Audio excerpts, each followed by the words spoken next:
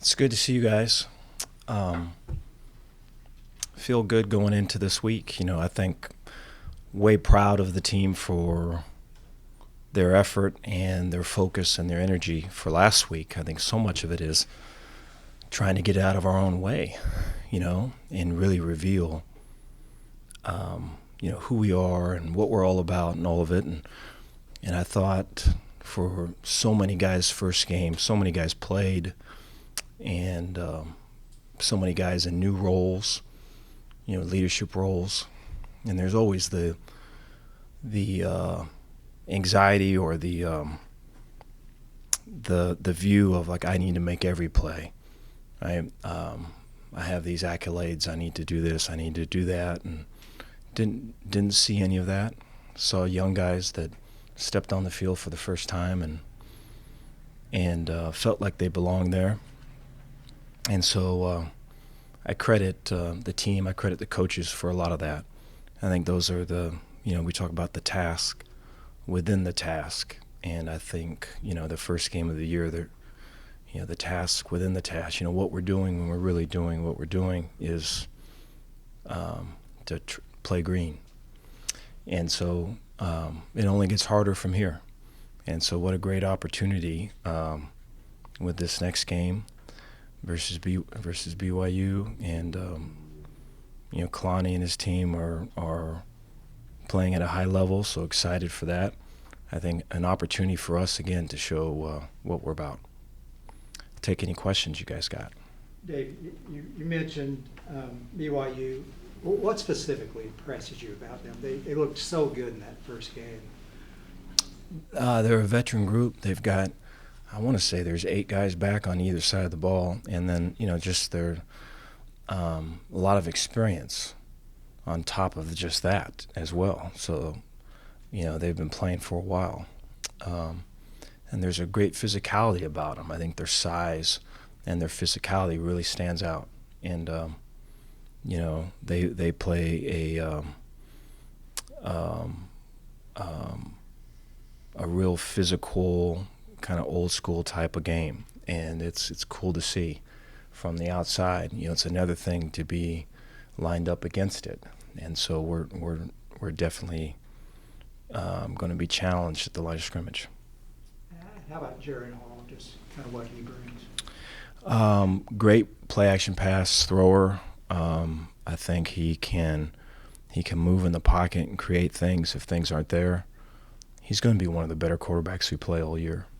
The film's impressive in terms of the decisions he makes, the throws that he's able to complete, and really the throws that he doesn't take. He doesn't put the team at risk, and so he was good last year. He's better now. Dave, when Blake starts scrambling sometimes, do you ever hold your breath, and do you have to sort of balance trying to rein him in or just letting him be himself, because obviously he can make big plays like the touchdown run? Yeah, I think there's times where we would all want him to slide. So every Tuesday we have a drill of the day, and every position coach will start with that drill of the day. And here's the drill, and here's how it shows up in the game. And I think it's important to do that. And it ties the individual work to games, and so it's not lost that it's all scheme or this design or this adjustment or this check, that it's all much more foundational and much more created and run by players than coaches. And so anyways, one of the drill of the day, I think it was a week ago, for the quarterbacks, it was sliding. So we probably need another one. So we'll double it up. Dave, you talked about the number of players that played. Running back and receiver, did you see specific guys emerge there, or will it take maybe a couple more games? No, it was good to see. I think I think that's ongoing. And so I think it's yes and to answer your question. I think Monterey his role is bigger now, and so for him to kind of take hold of that right away and run with it is cool to see.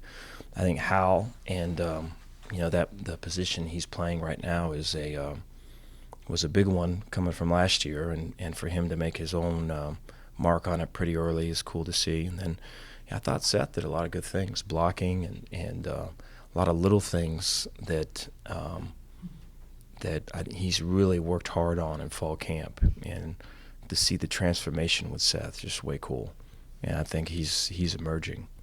And so it's good to see. Then, to have Jalen catch that ball at the end was really neat. I think he's one that's always fighting something, some type of ankle injury or knee injury, and to be able to get him running like that, it's good for the future.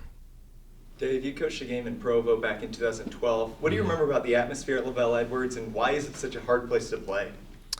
Well, they're great at welcoming you at the beginning of the game, and just a really kind of friendly fan base. And then once you get in, I mean, it's packed and it gets loud. And I think especially now that the games are later in the evening, I mean, that's a whole thing as well. Just in your hotel, looking at the clock, And so I think there is a home field advantage there. I mean, that's a storm that we have to run into.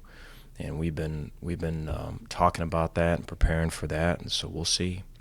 Dave, kind of in that same vein, the first big road test last year at Oklahoma State, you saw a lot of the newer guys blink. Mm-hmm. How do you then prepare for the hostile environment on Saturday? From the very beginning, from January all the way on, just every obstacle that's hard, everything that's not easy, everything that's not, that's not comfort. Right, saying yes to those things. Do you think Christian Morgan will be ready to play this Saturday? I hope so. Yeah, I've not heard anything different than that. That's our expectation. For you guys to go 5-1 last year in ranked games, how do you prepare coming in against a really tough opponent? And is it realistic that you'll have that kind of record this year against a ranked opponent? No, I appreciate the question. We don't really look at the opponent that way, and so much, it's all really just what we're doing. And I have to imagine that probably sounds, old hat to you guys, but I think, especially so we talked about today about narrowing the focus, upping the quality, and increasing the speed, and I think those are the things that can travel and can play when it's third down there and you can't hear anything, and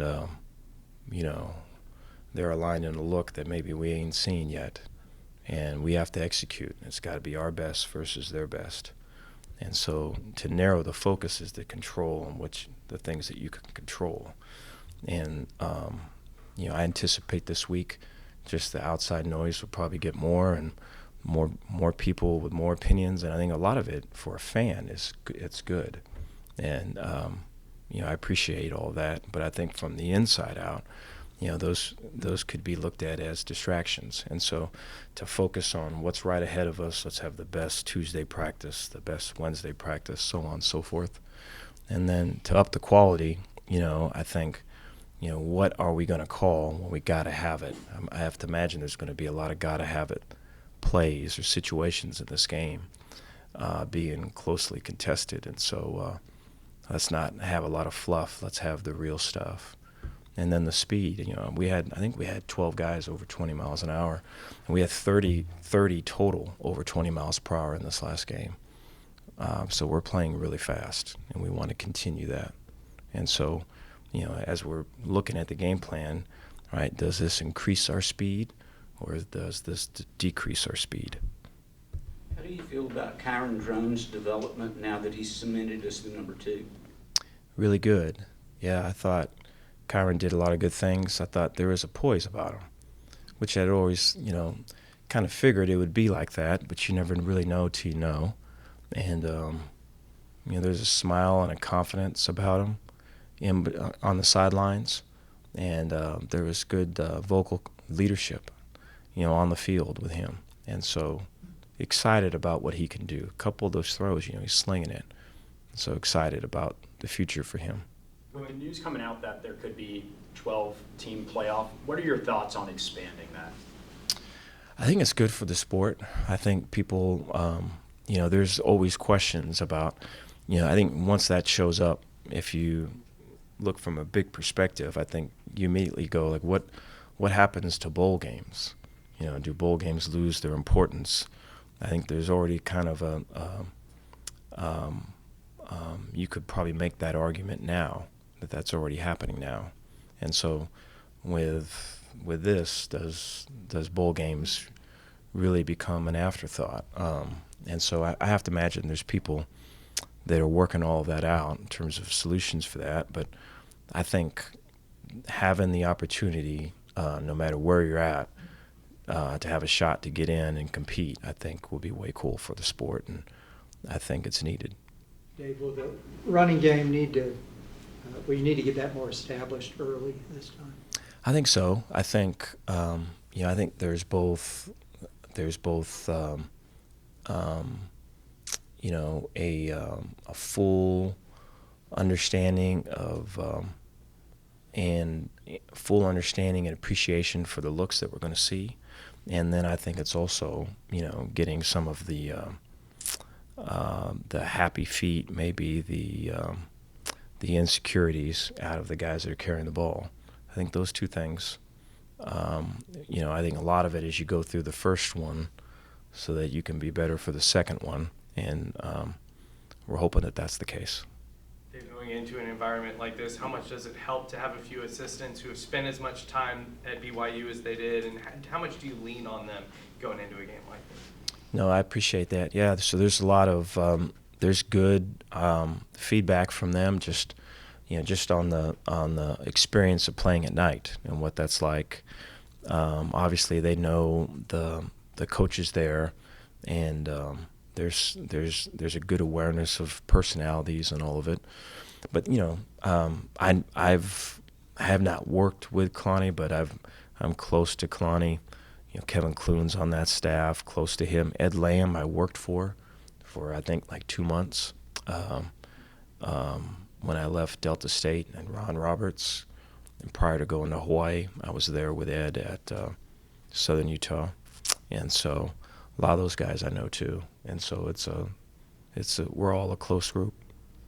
Coach, in terms of most non-conference opponents, you kind of go in, you've seen the tape, but maybe players don't know exactly what to expect on the field. When you have this rare one where a lot of guys have seen this team before, how much of a benefit is that to you? No, I appreciate that. Yeah, it works both ways. I think, in looking at them, there is a flare of game plan, of game planning on the defensive side of the ball particularly. And so, there's not there. You look at week to week, they change some. So there are some consistencies, but not as much as maybe your typical outfit. And so I think that shows up, which will kind of deter the, we played them last year thing. And then I also think though that offensively with, Grimy and Eric being there, and having some of the roots of it, and then seeing how it's expanded in the throw game particularly, I think the changes from last year to this year, I think, are many, and they're probably growing. Dave, as you watch tape maybe from BYU's game last week, is it kind of weird for you to see Gary running around in a USF uniform? Well, I was pulling for him. I thought, I hope for him for all the success, and I know they had a tough one versus BYU, and BYU does that to a lot of people, and so I was definitely interested in following it as it was going, and then or right after rather, and then watching the tape for sure. Dave, you talked about Monterey Baldwin a lot earlier. How important is that for an inexperienced wide receiver group To have someone you can run plays with out of the backfield, put in the slot, put out wide, how important is his versatility?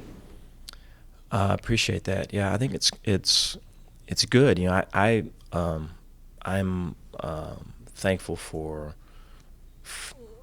his ability, but then also, you know, Dallas and Sean and Grimy and all that, because we're making what we do what he does, you know, and so I think, you know, there's a lot more option routes, there's a lot more screens, the fly sweeps for sure, right? Moving him around, try to find roles for him that he can do what he does really well. I think those guys have got a great, you know, Juice is right in there too. They've got a great read on all that, and so I think together it's a real cool thing to see.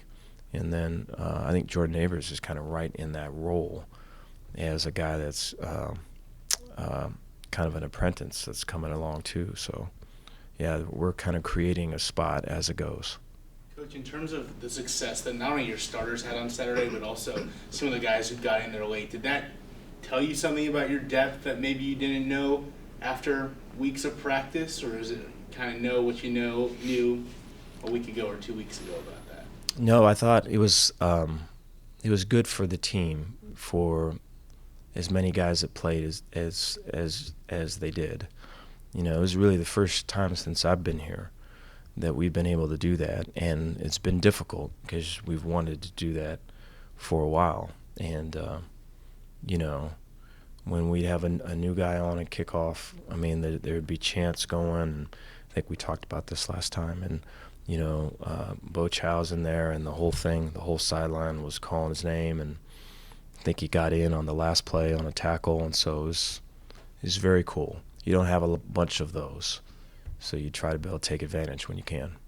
Dave, all the single-digit numbers divvied out except for one. Is there a strategy behind that? No, I think, you know, so those single-digit numbers, guys that academically are it, right, are achieving, guys that character-wise are living everything out the right way, guys that, you know, so whether it's in the bank treating people the right way, or it's out in the class, or you're learning specialists, or just anyone that you're interacting with, that there is, you know, we talked about respect the other day, and it's like a re-inspect. It's like take the time to get to know who you're with, and not just take, you know, there's not an entitlement or taking things for granted. And so you want people that are taking the time to know their people, you know. And then, you know, I think the other part with that would be, you know, football, that they're a contributor. And so I think those single digits have a lot more to do with off the field than on. And so that's something that's earned right now. Dave, you talked about Gavin. How cool was that? And then what are your expectations for him? Is he a guy that can be in the wide receiver rotation, or is he going to mainly be used on kick returns? Yeah, so I think Gavin right now is kind of coming on strong. I think, you know, starting off in spring, I think all of it was, you know, was again new for him, and then kind of getting his legs back, and then fall camp started really strong, and kind of got tweaked up a little bit, and has just now, this is about his second week back, and is getting stronger and stronger. So fully expect him to be in the rotation and be a strong contributor. He is already a leader of that group. Dave, is there a running game much different with Tyler Algier gone? No, the Cal transfer they have, physical. It's kind of a, you know, it's here we go again, you know, and is a physical runner, falls forward, has got good speed. I think his vision was strong. I think he is he's a force, you know, and you know, the offensive line and their cohesion and their ability to communicate with each other. They've been going at it for a while. A lot of those guys, I think there's one tackle that's a transfer as well, but outside of that, that group's been working with each other for a while, and so it's very clear on film. But their running game is the first thing you have to stop, and it's immediate when you watch the tape. Is Apu the honorary tour guide on this trip, or? Yeah, I appreciate that. I think, it's one of those things where Apu, whereas, he's Sunday morning, he's up early watching film of BYU. So I think, he will be ready to play this game. I think we're going to have to do a good job as coaches to not make it be bigger than what it needs to be. I think that's probably going to be the concern, is for him, like we talked about earlier, to narrow the focus and control what you can control. But if we're talking motivation, the motivation is there for him. Thanks, Dave. All right, thank you guys.